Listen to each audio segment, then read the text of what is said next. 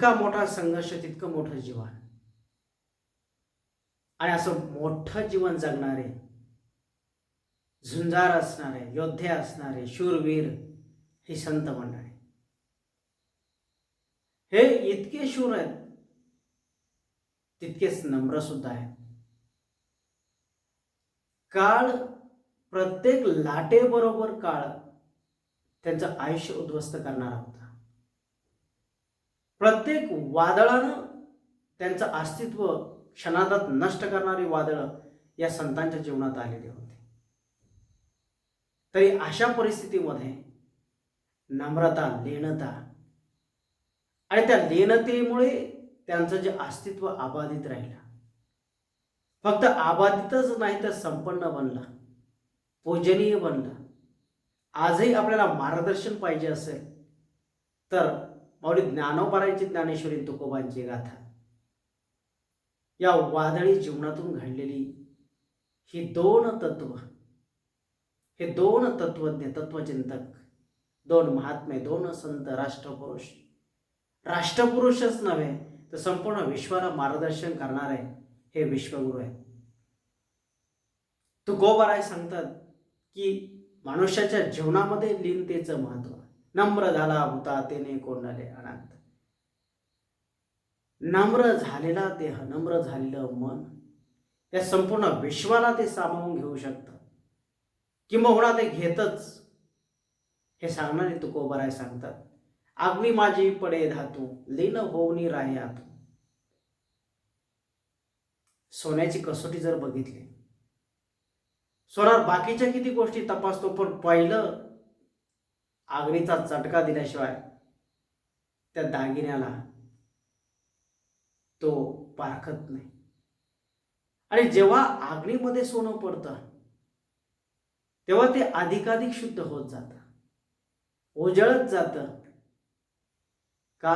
कारण त्या अग्नीमध्ये ते लीनता स्वतःच्या अंगी धारण करून राहतं आणि म्हणून त्याचं अस्तित्व त्या ठिकाणी अबाधित राहतं. जर ते सोनं खरं जर नसेल ना, तर त्याची अवस्था कशा पद्धतीची होते. खोटं सोनं जर असेल तर त्या अग्निपरीक्षेच्या कसोटीला, अग्निपरीक्षेला ते खरं उतरत नाही. ज्याप्रमाणे एखादा कापडाचा धागा असावा आणि अग्नी टाकल्याबरोबर क्षणार्धात नष्ट व्हावा, असं डुप्लिकेट जे ओरिजिनल नाही आहे अशा लोकांचं जीवन आहे. म्हणून तुकोबाराय सांगतात की होय शुद्ध न पावे धातू, पटतंतू प्रमाणे. आणि जो मूळ गुणधर्माने परिपूर्ण शुद्ध नाही आहे तो अशा कसोटीमध्ये सापडतो. आणि अग्निपरीक्षेच्या वेळेला जसा धातू योग्य असेल तर तो त्याच्यामध्ये लीन होऊन राहून स्वतःचं अस्तित्व उज्ज्वल करत राहतो. खोटा असेल तर तो जळून जातो, त्याचा खोटेपणा उघडा पडतो. फक्त बाहेरून चककणारा जो आहे किंवा बाहेरून चककणारं सोनंच आहे. जेव्हा ते चककणारं सोनं अग्निपरीक्षा देतं तेव्हा ती अग्निपरीक्षा त्याच्यावर शिक्कामोर्तब करते, ते खरं आहे की खोटं आहे.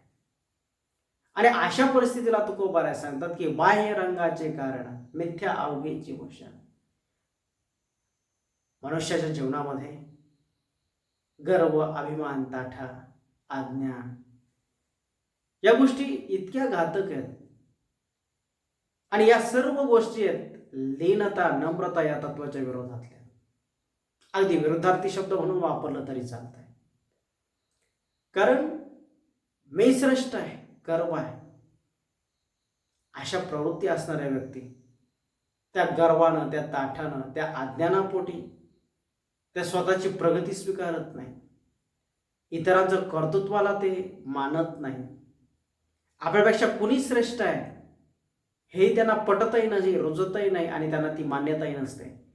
परिणामी त्या डबक्यातल्या बेडकाप्रमाणे त्यांची अवस्था होत जाते. आणि हे कुठपर्यंत? जोपर्यंत ते जन्माला आल्यापासून मरोपर्यंत तो बेडूक त्याच डबक्यामध्ये, त्याच गटारामध्ये तो राहतो, खातो आणि शेवटी मरतो.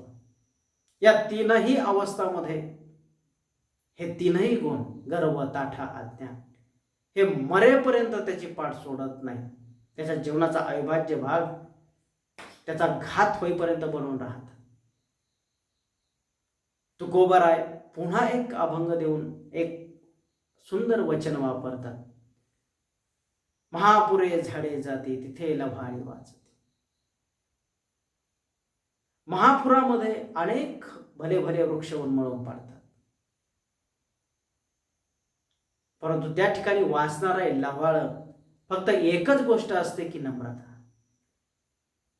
लव्हाळ आणि इतर जे काही वनस्पती आहेत, आकाशाची साथ घालणाऱ्या वनस्पती आहेत, परंतु त्या वनस्पतींची मुळं त्या मातीशी, आपल्याला मोठं केलेल्या माणसांशी किती बांधलेली आहे.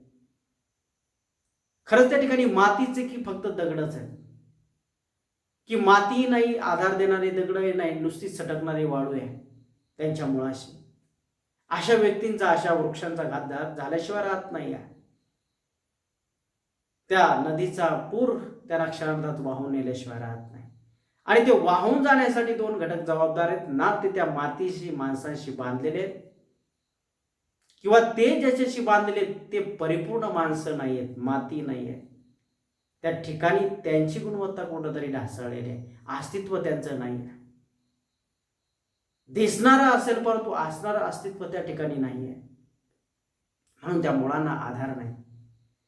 आणि दुसरी गोष्ट आहे की स्वतः तो वृक्ष त्याला जबाबदार असतो. आकाशाशी साथ घालत असताना या मातीशी नातं काय ठेवायचं, त्या मुळांनी त्या मातीला किती आपल्या अंतःकरणाशी, हृदयाशी घट्ट धरून ठेवायचं आहे आणि मग आकाशाशी साथ घालायचे, हे तो विसरलेला असतो. आणि या दोन्ही गोष्टींच्या बाबतीत जर बघितलं तर लव्हाळ्याचा जर कंद, खालचा भाग जर बघितला तर मुळांनी तो त्या मातीशी रुजलेला असतो, आणि वरचा भाग जर बघितला तर फ्लेक्झिबल असतो, हलणारा असतो, लवचिकता, नम्रता त्याच्या ठिकाणी असते. आणि मग तुकोबाराय सांगतात की पुरे मातलिया नदी, लवाळा नांदे जीवन संधी, वृक्ष उन्मळोनी भेदी परितो कधी भंगेना. तुकोबाराय अजून एक उदाहरण देऊन सांगतात की हत्ती आहे, त्याचं सामर्थ्य असं आहे, भल्या भल्यांचा नाश करू शकतो, परंतु स्वतःच्या पायाखालची एक मुंगी तो मारू शकत. आणि अशा बलाढ्य हत्तीच्या बरोबर त्याच्या पाठीमागे जाऊन त्याच्याशी संघर्ष करणारा, लढणारा, त्याच्याशी झुंज खेळणारा असा कोण आहे? हस्ती परदळ जो भंगी, तया पायी न परे मरे मुंगी, कोण जाय संगी पाठवाणी तयाच्या. आणि अजून एक उदाहरण देऊन तुकोबाराय सांगतात, हिरा हा सर्वात कठीण मानला जातो. तो इतका कठीण आहे की त्याच्यावर घाव घालणाऱ्याच्या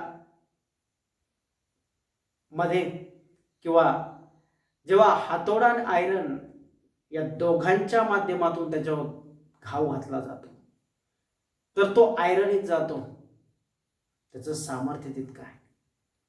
तो स्थिर असतो, चंचल नसतो ना, तो सटकून पडत. जो घाव घालणार आहे त्याच्यावरच तो घाव घालून त्या ठिकाणी शांत बसतो, परिणामी घाव घालणाऱ्यावर घाव त्या ठिकाणी पडतो. आणि त्या हातोडा जर आपण गारांवर वापरला, गाराही तशाच असतात दिसायला, तर त्या गारीची किती चुराडे होतील, त्या किती निष्ठून जातील, कुठं कुठं जातील सांगता येत नाही. म्हणून तुकोबाराय सांगतात की पिटिता घडे वरी सैरा, तया पोटी राहे हिरा, तैशा काय तगती गारा, तया थोरा होऊन. हिऱ्याचं अस्तित्व नम्रतेचं आहे, लीनतेचं आहे. नम्रता हिऱ्याच्या अंगी आहे. आणि तुकोबाराय या लीनतेचं महत्व देत सांगतात की लीन दिन हेची सार, भव उतराया पार. हे जर जीवन आपल्याला यशस्वी पद्धतीने जगायचं आहे, हा संसार, हे संपूर्ण विश्व, आणि या विश्वामधला एक घटक म्हणून आपल्याला जर जीवन आनंदानं, सुखरूप, सफलतेनं ते जीवन आपल्याला पार करायचं जर असेल तर लीनता खूप महत्वाची आहे. आणि जर ही लीनता जर नसेल ना, तर लीनता विरहित जे काही जीवन आहे, बुडे माथा भार तुका म्हणे वाहून. हा गर्व, हा ताठा, हा अभिमान यांचं डोक्यावर इतकं काही ओझं होतं, माथ्याला त्याचा इतका काही भार होतो की त्या पुरामध्ये तो वाहून जातो.